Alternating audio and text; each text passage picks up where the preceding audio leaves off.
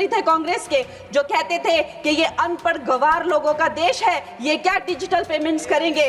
और हमारे प्रधानमंत्री जी ने जो भारतीयों का आत्मविश्वास तार तार कर दिया था, ये कांग्रेस के लोगों ने उन आत्मविश्वास को जगाया। 50 करोड़ से ज्यादा जन धन खाते खोले, जन जन को जो है बैंकों से कनेक्ट किया, और आज जो है बैंकों का जो है सशक्तिकरण जो है प्रधानमंत्री नरेंद्र मोदी जी ने किया है। आइटम नंबर 22, दिवाला और शोधन अक्षमता संहिता संशोधन विधेयक 2025।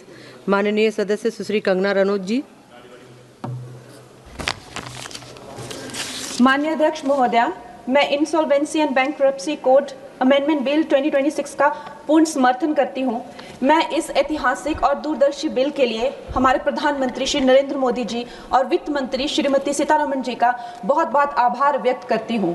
एक वक्त था जब कांग्रेस के प्रधानमंत्री जो हैं बड़े बड़े उद्योगपतियों के जो लोन हैं वो फोन पर कराया करते थे, और इस बात में कोई भी संशय नहीं है कि जैसे नेता होते हैं वैसी ही जनता होती है, जैसे राजा होते हैं वैसी ही प्रजा होती है। और इसका सबसे बड़ा प्रमाण महोदय जी हमें 2016 में मिला, जब आईबीसी पहली बार आया, और हम सब ने देखा कि एनसीएलटी में जो 87% जो केसेस थे उनके जो सेटलमेंट वर्थ 13.9 लाख करोड़ के थे, आईबीसी आते ही वो सेटलमेंट बिना कोर्ट जाने से पहले ही प्री एडमिशन स्टेट पर ही वो सेटल हो गए। कहीं ना कहीं इसे आईबीसी का डर कह लीजिए या एक नेता की नीयत और नीति पे जनता का विश्वास कह लीजिए, चाहे कोई कितना भी, मैं कहती हूं अगर ये विलफुल डिफॉल्टर भी थे, लेकिन जब हम देखते हैं कि हमारे शीर्ष नेतृत्व जो है वो इतने कर्मठ है, कर्मयोगी है, तो एक विलफुल डिफॉल्टर भी देश के प्रति अपना कर्तव्य निभाना चाहता है। इसका प्रमाण हमने 2016 में देखा जब ये बिल आया था।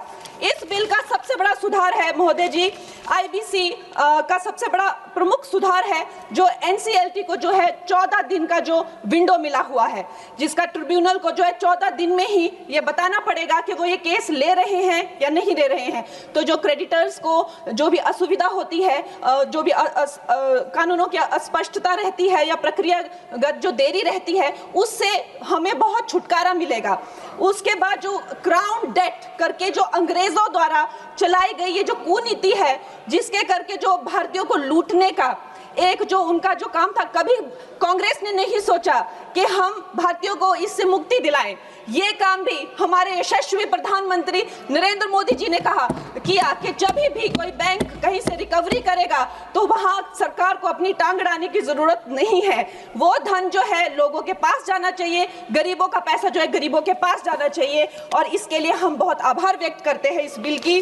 और प्रधानमंत्री जी महोदय जी, बैंक जो है किसी भी अर्थव्यवस्था का जो है वो आधार होते हैं।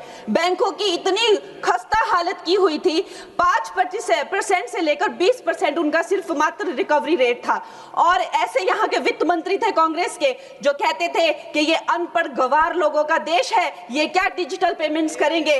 और हमारे प्रधानमंत्री जी ने जो भारतीयों का आत्मविश्वास तार तार कर दिया था, ये कांग्रेस के लोगों ने उन आत्मविश्वास को जगाया। 50 करोड़ से ज्यादा जन धन खाते खोले, जन जन को जो है बैंकों से कनेक्ट किया, और आज जो है बैंकों का जो है सशक्तिकरण जो है प्रधानमंत्री नरेंद्र मोदी जी ने किया है। एनपीए का जो रेट है, मतलब जो नॉन परफॉर्मिंग एसेट्स थे, कांग्रेस के टाइम पे 11.5% थे, और अब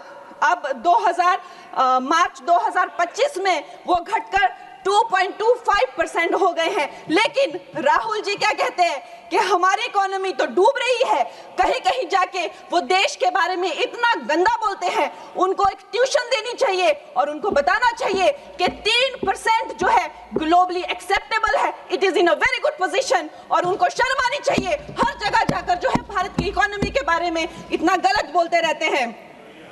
उसके साथ ही ये इसका सबसे बड़ा सुधार जो है वो है क्रॉस बॉर्डर इंसॉल्वेंसी के, मतलब जो हमारे जितने क्रेडिटर्स हैं अब वो बाहर के देशों में जाकर भी जो है अपनी रिकवरी कर सकते हैं, बाहर के देशों के एसेट से भी अपनी रिकवरी कर सकते हैं, वहां भी डिफॉल्टर्स पे केसेस कर सकते हैं और भारत में अपना लूटा हुआ या खोया हुआ धन जो है वो भारत में वापस ला सकते हैं।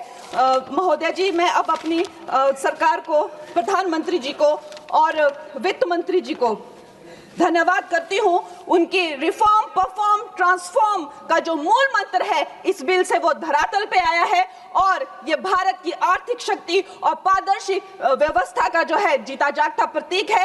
मैं इन्हीं शब्दों के साथ में एक बार फिर माननीय प्रधानमंत्री जी और वित्त मंत्री जी को धन्यवाद देती हूं और पूर्ण रूप से इस विधेयक का जो है वो आभार और समर्थन करती हूं। धन्यवाद।